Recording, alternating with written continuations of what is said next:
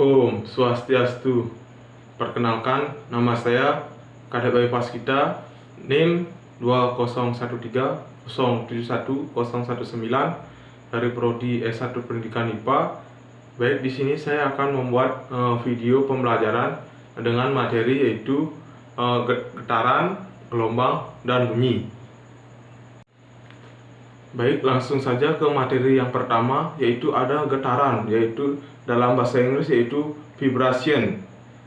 Nah, benda dapat dikatakan bergetar jika benda bergerak bolak-balik secara teratur melalui titik kesetimbangan. Nah, dapat dicermati pada pada gambar, ada gambar bandul. Nah, sebuah bandul mula-mula diam pada kedudukan O atau kedudukan setimbang. Bandul tersebut ditarik ke kedudukan A atau diberi simpangan kecil. Pada saat benda dilepas dari kedudukan A, bandul akan bergerak bolak-balik secara teratur melalui titik A, O, B, O, A, dan bergerak bolak-balik. Ini disebut gerakan bolak-balik ini disebut dengan satu getaran. Kemudian materi yang kedua yaitu ada gelombang atau wave. Nah, energi getaran akan merambat dalam bentuk gelombang. Berdasarkan energinya, gelombang dapat dibedakan menjadi dua jenis, yaitu gelombang mekanis dan gelombang elektromagnetik. Berdasarkan arah rambat dan arah getarannya, gelombang dibedakan menjadi gelombang transversal dan gelombang longitudinal.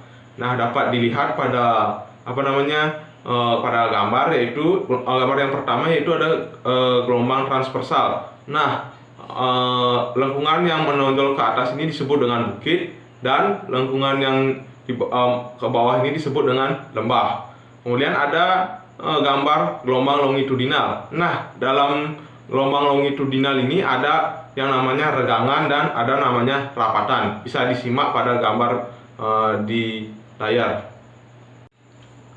Kemudian materi berikutnya yaitu adalah hubungan antara panjang gelombang, frekuensi, cepat rambat gelombang, dan periode gelombang. Nah, cepat rambat gelombang dilambangkan dengan V atau V rumput dengan satuan m/s atau meter per sekon. Karena gelombang menempuh jarak satu panjang gelombang atau lambda dalam waktu satu periode gelombang atau T. Nah, cepat rambat gelombang ini dapat dirumuskan dengan V sama dengan lambda per T, atau cepat rambat gelombang sama dengan panjang gelombang dibagi periode. Karena T sama dengan bisa dicari dengan 1 per F atau 1 per frekuensi. Nah, frekuensi ini bisa dicari dengan N per T atau banyaknya getaran atau gelombang dibagi dengan waktu. Nah, jadi cepat rambat gelombang ini dapat dinyatakan dengan rumus yaitu V sama dengan F dikali lambda, atau cepat rambat gelombang sama dengan frekuensi dikali dengan panjang gelombang. Kemudian materi selanjutnya yaitu ada bunyi, atau dalam bahasa Inggris yaitu sound. Nah, bunyi merupakan gelombang longitudinal yang merambatkan energi gelombang di udara sampai terdengar oleh reseptor atau pendengar. Nah, bunyi dapat terdengar bila ada ciri-ciri, yaitu yang pertama ada sumber bunyi, yang kedua ada medium atau zat perantara, dan yang terakhir atau yang ketiga yaitu alat penerima atau pendengar. Kemudian materi selanjutnya yaitu ada frekuensi bunyi. Nah, berdasarkan frekuensinya, bunyi dibagi menjadi 3, yaitu infrasonik, audiosonik, dan ultrasonik. Nah, infrasonik ini memiliki frekuensi kurang dari 20 Hz. Kemudian audiosonik memiliki frekuensi 20 sampai dengan 20.000 Hz. Kemudian ultrasonik yaitu memiliki frekuensi lebih dari 20.000 Hz. Kemudian bunyi infrasonik ini hanya mampu didengar oleh hewan-hewan tertentu seperti jangkrik dan anjing. Kemudian untuk ultrasonik yaitu hanya bisa didengar oleh kelelawar dan lumba-lumba. Nah, untuk audiosonik yaitu bisa didengar oleh manusia. Nah, kemudian bunyi memiliki karakteristik. Nah, karakteristik yang pertama yaitu tinggi rendahnya dan kuat lemahnya bunyi. Kemudian ada nada, kemudian ada warna dan kualitas bunyi, kemudian karakteristik yang selanjutnya yaitu ada resonansi, dan bunyi memiliki pemantulan. Nah, pemantulan bunyi ini dibagi menjadi 3, yaitu bunyi pantul yang memperkuat bunyi asli. Kemudian ada gaung atau kerdam. Contohnya kita bisa mendengar bunyi pantulan pada suatu gedung. Kemudian yang terakhir yaitu ada gema.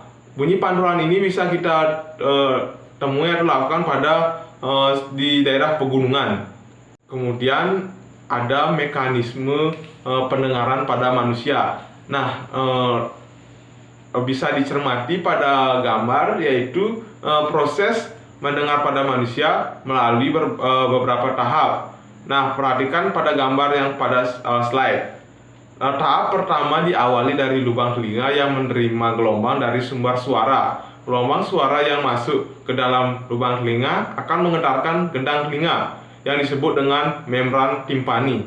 Kemudian getaran membran timpani ditransmisikan melintasi telinga tengah melalui 3 lubang kecil yang terdiri dari atas tulang martil, landasan, dan sangurdi.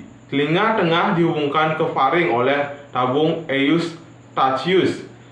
Getaran dari tulang sangurdi ditransmisikan ke telinga dalam melalui membran jendela oval ke koklea. Koklea merupakan suatu tabung yang bergulung seperti rumah siput. Koklea berisi cairan limfa, getaran, dan jendela oval yang ditransmisikan ke dalam cairan limfa dalam ruangan koklea. Di bagian dalam ruangan koklea terdapat organ korti. Organ korti berisi cairan sel-sel rambut yang sangat peka. Inilah reseptor getaran yang sebenarnya. Sel-sel rambut ini akan bergerak ketika ada getaran di dalam koklea, sehingga menstimulasi getaran yang diteruskan oleh saraf auditory ke otak. Kemudian ada aplikasi getaran dan gelombang dalam teknologi. Contohnya yaitu pada sistem sonar. Sonar atau sound navigation and ringing dapat digunakan untuk menentukan kedalaman dasar lautan yang diperoleh dengan cara memancarkan bunyi ke dalam air. Nah, bisa dilihat pada gambar. Data waktu dan cepat rambat bunyi di air laut dapat digunakan menghitung jarak kedalaman laut dengan menggunakan rumus, yaitu S sama dengan V dikali T per 2, atau jarak sama dengan cepat rambat gelombang dikali waktu dibagi 2. Sekian video pembelajaran tentang materi getaran, gelombang, dan bunyi. Jika ada kesalahan ataupun materinya belum lengkap, harap dimaklumi. Saya akhiri dengan Parama Santi. Om Santi Santi Santi Om.